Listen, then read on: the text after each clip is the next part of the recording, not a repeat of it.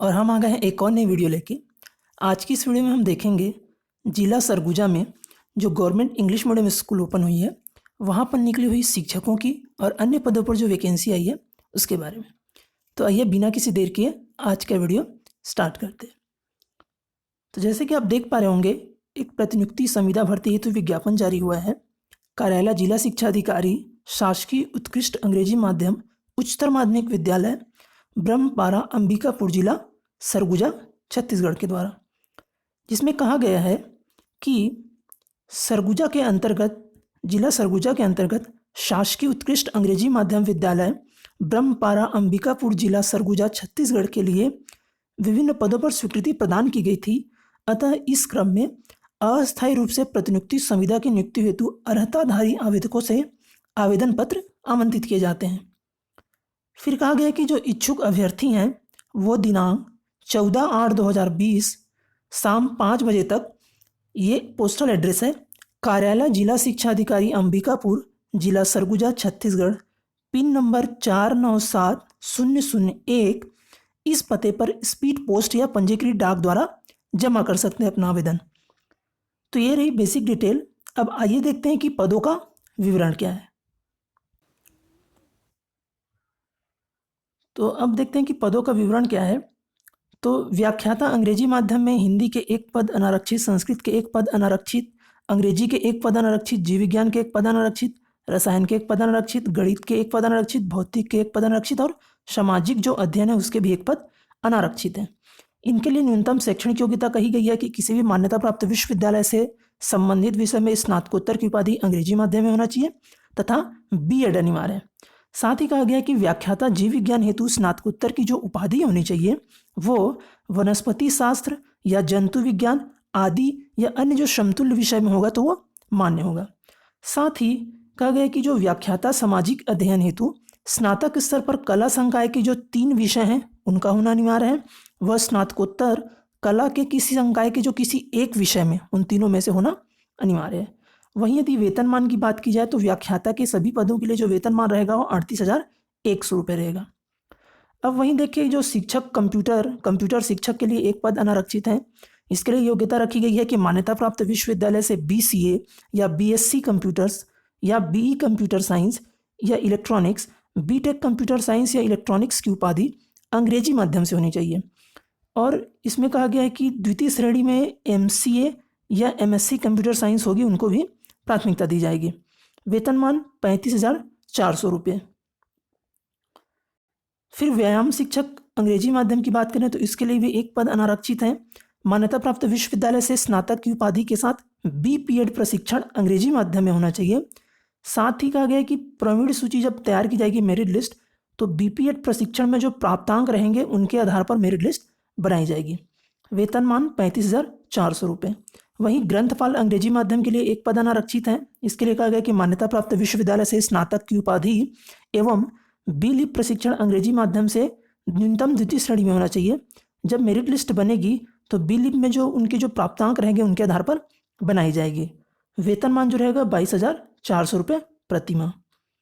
फिर प्रयोगशाला सहायक के लिए जो अंग्रेजी माध्यम के लिए 3 पद हैं, इसमें से 2 पद अनुसूचित जनजाति हैं, 1 महिला के लिए आरक्षित है और 1 अनारक्षित है।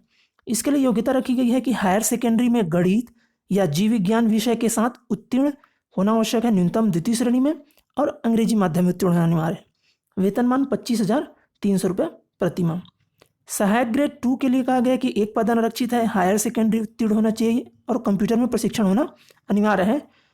और इसके लिए जो वेतनमान है वो 25,300 के आसपास ही रहेगा। सहायक ग्रेड 3 की बात करें तो इसके लिए भी 1 पद है, लेकिन ये किसी भी तरीके से आरक्षित या अनारक्षित यहाँ पर लिखा नहीं है, तो मान के चलिए अनारक्षित है। हायर सेकेंडरी उत्तीर्ण व कंप्यूटर प्रशिक्षण अनिवार्य है।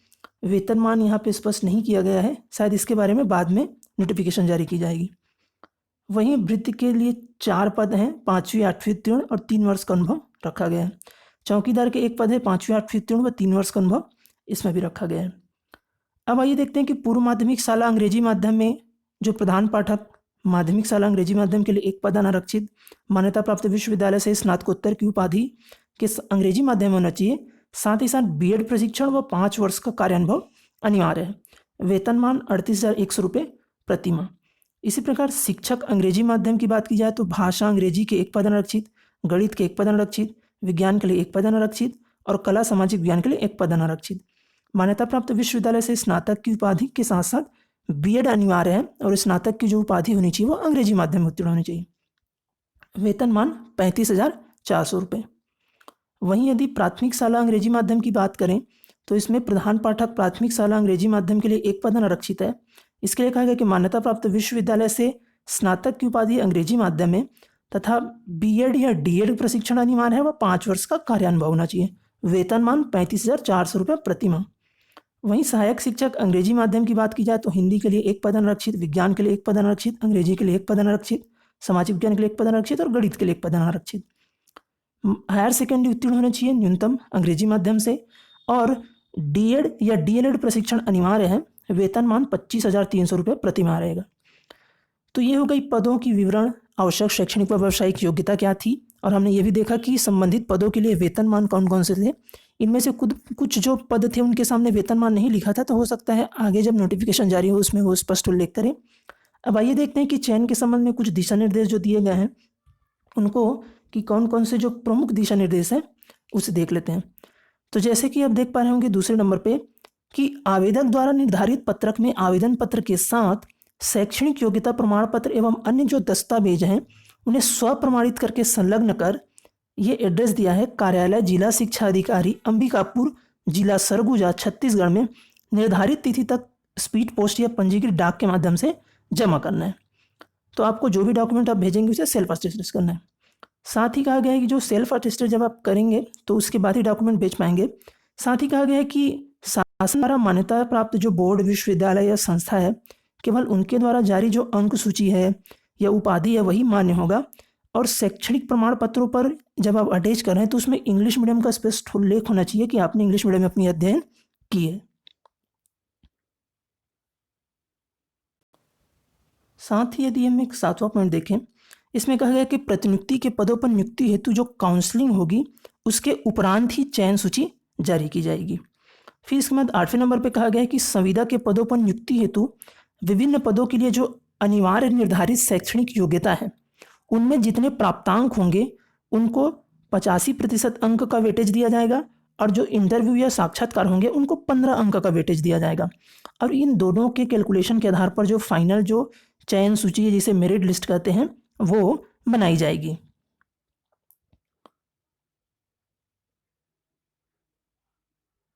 फिर उसके बाद कहा गया है कि यदि इसमें 15वें नंबर पे कहा गया है कि जो प्रथम वरीयता होगी वह जिले के उम्मीदवारों को दी जाएगी। यदि जिले में संबंधित जो योग्यता वाले उम्मीदवार नहीं मिलते हैं तब इस स्थिति में संभाग स्तर के उम्मीदवारों को और जब संभाग स्तर पर भी योग्य अभ्यर्थी नहीं मिलते हैं तो राज्य के किसी भी अन्य जिले या संभाग के अभ्यर्थियों को इनमें प्राथमिकता दी जाएगी। यदि ST SC या OBC के अभ्यर्थी अपने उस कैटेगरी का लाभ लेना चाहते हैं तो संबंधित जो अधिकारी द्वारा जाति जो प्रमाण पत्र जारी किया जाता है वो संलग्न करना अनिवार्य होगा।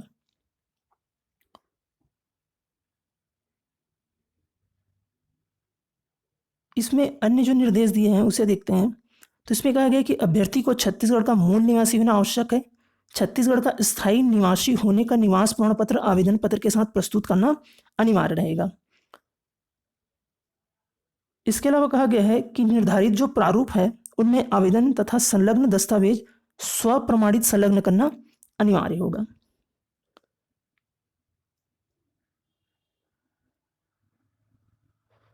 अब इसे 12वें नंबर पे जो एक बिंदु दिया गया है उसे आप ध्यान से पढ़िएगा। अभ्यर्थी आवेदक को ₹10 के नॉन जुडिशियल स्टाम्प पेपर पर अंग्रेजी माध्यम से संपूर्ण शैक्षणिक योग्यता पूर्ण करने का एक शपथ पत्र आवेदन पत्र के साथ संलग्न करना अनिवार्य होगा। अभ्यर्थी आवेदक द्वारा प्रस्तुत शपथ पत्र गलत अथवा त्रुटिपूर्ण पाए जाने पर नियुक्ति निरस्त करते हुए वैधानिक कार्रवाई की जा सकेगी। तो आवेदन पत्र के साथ आपको 10 रुपये का जो नॉन जुडिशियल स्टाम्प पेपर है उसमें आपने अपनी संपूर्ण पढ़ाई जो है वो इंग्लिश मीडियम में की है इसका एक नोटरी बना के आपको एप्लीकेशन के साथ अटैच करना पड़ेगा। साथ ही 13वें नंबर पे कहा गया है कि आवेदक को आवेदन के साथ 10 रुपये के डाक टिकट लगा स्वयं का पत्र व्यवहार का पता लिखा हुआ एक लिफाफा भी संलग्न करना अनिवार्य है। जितने भी दस्तावेज आप संलग्न करेंगे वो स्वप्रमाणित होने चाहिए। साथ ही 15वें नंबर पे कहा गया है कि विज्ञापन के लिए जिस पद हेतु आप आवेदन करना चाहते हैं उस लिफाफे पर आप आवेदित पद तथा विषय का नाम और नियुक्ति का प्रकार, यदि आप संविदा के लिए भर रहे हैं तो संविदा और प्रतिनियुक्ति है तो प्रतिनियुक्ति, इसका स्पष्ट उल्लेख करना अनिवार्य है। ये जो विज्ञापन की विस्तृत जानकारी है और ये पीडीएफ आप इस वेबसाइट से डाउनलोड कर पाएंगे जो हमने डिस्क्रिप्शन में दे रखी है। आप वहाँ जाकर सीधे ही ये पीडीएफ डाउनलोड कर पाएंगे। तो फ्रेंड्स ये था पूरा डिटेल। हमने देखा पदों का विवरण क्या है, आवश्यक शैक्षणिक व व्यावसायिक योग्यता क्या थी, वेतनमान क्या था, चयन की प्रक्रिया क्या है, कौन कौन से महत्वपूर्ण बिंदु है जिनको हमको फॉर्म फिल करने टाइम ध्यान रखना है। अब एक नज़र देख लेते हैं जो फॉर्म आया है आवेदन पत्र, उसको ये सामान्य है जैसे पहले जो दूसरे ज़िले के जो निकली थी वैकेंसी उनमें जो आवेदन पत्र था सेम वैसा ही है। तो इसे आप बड़े ध्यान से भरिएगा और सभी जो निर्देश हैं उनको हमने यहाँ पर कुछ महत्वपूर्ण निर्देशों को देखा है, तो आप सभी निर्देशों को अच्छे से पढ़ लीजिएगा, उसके बाद ही आवेदन पत्र भरिएगा।